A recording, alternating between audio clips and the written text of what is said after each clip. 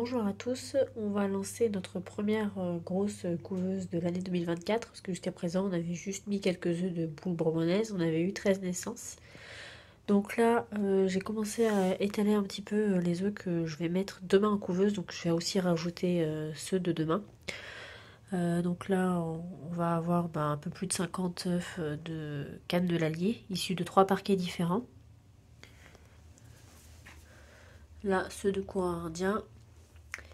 Ici, des poules azur. Là, des poules bourbonnaises. Et là, des poules azur issues de poules qu'on avait achetées. J'ai un doute sur la pureté de la souche, donc je les mets à part pour vérifier avec un coq azur de chez nous. Et les oies bourbonnaises. Donc pour l'instant, les poules bourbonnaises ont quasiment toutes commencé la ponte. Les azur, elles sont toutes en ponte. Mais voilà, je vais pas en mettre trop pour l'instant. Il y en a qui sont partis à manger, donc voilà. C'est pour ça qu'il n'y en a pas beaucoup, sinon je vais en mettre 7 œufs par jour. Les coureurs indiens, j'ai 3 œufs maximum par jour sur 7 cannes, donc elles n'ont pas encore toutes commencé. Les cannes de l'Allier, ça avait quand même plutôt pas mal commencé, sauf que on a emmené des animaux en exposition et en fait on n'avait pas encore formé les parcs de reproducteurs avant l'expo, parce que du coup on avait essayé de mettre les animaux dans un endroit le plus propre possible pour qu'ils ne soient pas trop tachés par la boue pour les expos. Donc en fait c'est seulement le week-end du 18, enfin de l'expo de Cône d'Allier, du 18 février, où on a formé les parcs. Donc là, en fait, j'ai commencé à accumuler quelques œufs avant, quelques œufs pendant l'expo et quelques œufs après. Donc j'ai marqué des noms de parquets, mais en fait il y a des moments où je sais à peu près qui sont les cannes, mais les mâles ça a pu avoir changé, donc je verrai, je garderai pas forcément ces premiers canards moi en sélection, à voir. Pour les bourbonnaises c'est un peu pareil, du coup il y en a qui sont partis en exposition et j'ai changé de mâle après dans mes réorganisations, donc voilà, il y a un parc qui n'a pas bougé et d'autres où ça a bougé un peu, et il y en a même où après l'exposition j'ai mis 2 jeunes coqs de 4 mois et demi, donc je sais pas s'ils auront coché les œufs, s'ils auront coché les poules, pardon, donc à voir.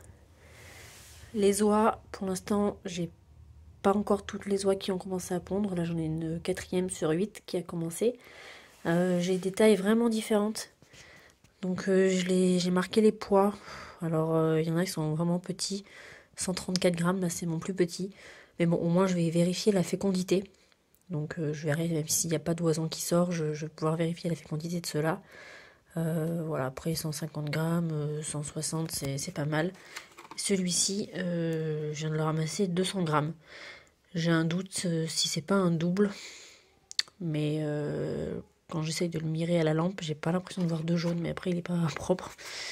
Donc ça va être compliqué. Bon, voilà, ça sera un premier test. Donc voilà, je vais rajouter un peu plus d'œufs demain. Et là, je vais essayer de voir comment je vais organiser tout ça dans mes couveuses. Entre celle-ci et mes couveuses Corti. Alors, voici mon organisation, pardon. J'ai mis tous les œufs de bourbonnaise dans une couveuse Corti. Personnellement, je préfère quand les œufs tournent à plat. C'est plus naturel, donc voilà, je préfère mettre ceux de poule bourbonnaise dans cette couveuse-là. J'aurai encore du coup quelques places pour ceux de demain. Après, dans la petite Corti de 25 œufs, je mettrai aussi à plat les œufs d'oie. Et donc dans les plateaux de la Fiemme, là j'ai fait les coureurs indiens d'un côté, les azurs dont je suis pas sûre de la pureté sur ce plateau-là, avec la suite ici. Là j'ai un parquet de canard, un autre parquet de canard et un autre parquet de canard.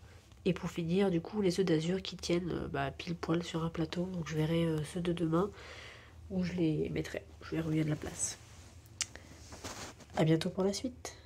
Bonjour à tous, donc un petit bilan d'œufs fécondés et non fécondés.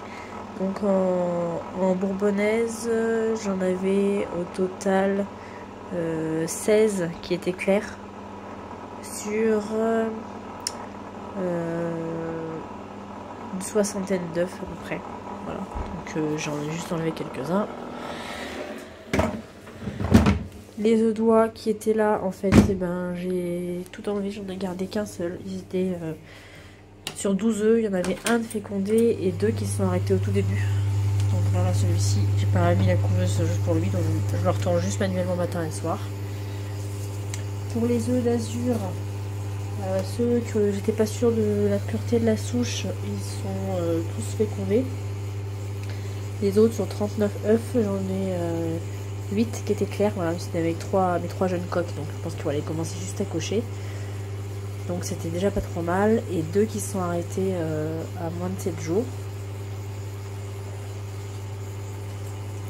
Du coup, en parlant de la pureté de la souche, donc ça y est, maintenant je suis fixée parce que les jeunes poulettes qui ont eu 4 mois, issues de ces poules-là, ont commencé à pondre et ont la bonne couleur d'œuf. Pour les œufs de canne, dans un des parcs sur 7 œufs, 0 clair. Sur un autre parc, 18 œufs, 0 clair et 1 qui s'est arrêté à moins de 7 jours. Et sur un autre parc avec 22 œufs, 0 de clair et 0 d'arrêté.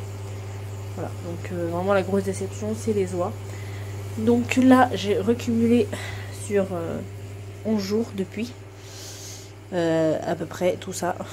Et d'autres œufs qui faisaient moins de 150 grammes que je n'ai pas gardé. Ceux-là, ils sont un peu à part parce qu'ils font 155 grammes, donc je vais voir. Je vais voir tout ce que je peux mettre là dans une cortille un peu plus grande, dans une cortille 50 œufs. Voilà, donc je vais mettre les plus gros œufs et je verrai après. Donc ils font en moyenne 180 grammes et jusqu'à 200, 210, 220 pour une oie plus âgée. Donc là, vraiment, j'espère qu'il y aura plus de fécondité parce que jeter tous ces œufs clairs, c'est assez rageant. Allez, à bientôt pour les éclosions.